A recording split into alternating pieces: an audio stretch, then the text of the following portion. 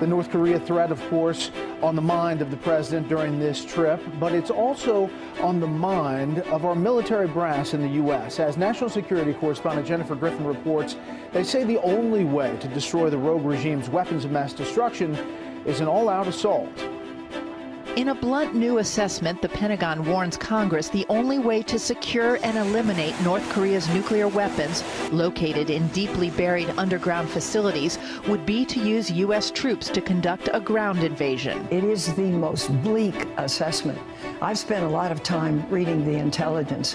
I've had an opportunity to discuss the situation with Secretary Mattis. I believe that an outbreak of war would kill hundreds of thousands of people.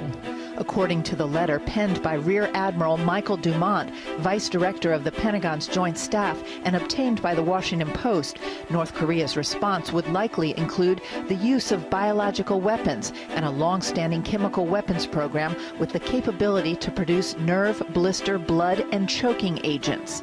16 lawmakers, led by Congressman Ted Lieu of California and Ruben Gallego of Arizona, all military veterans and all but one a Democrat, signed a letter urging President Trump to stop making provocative statements that undermine diplomacy. The president decided one day to tweet out that that was a waste of time. The U.S. military has 375,000 U.S. military personnel under its Pacific Command, 200 warships, 5 aircraft carrier strike groups. The U.S. Army has 28,500 troops at 6 bases in South Korea. Its motto, ready to fight tonight.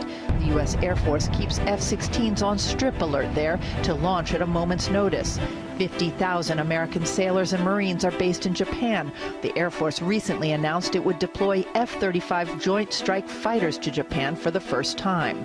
7,000 U.S. troops are based in Guam, along with U.S. fast attack submarines and a new rotation of 6 B-1 supersonic strategic bombers, which conducted a training mission near North Korea last month. We dominate the sky.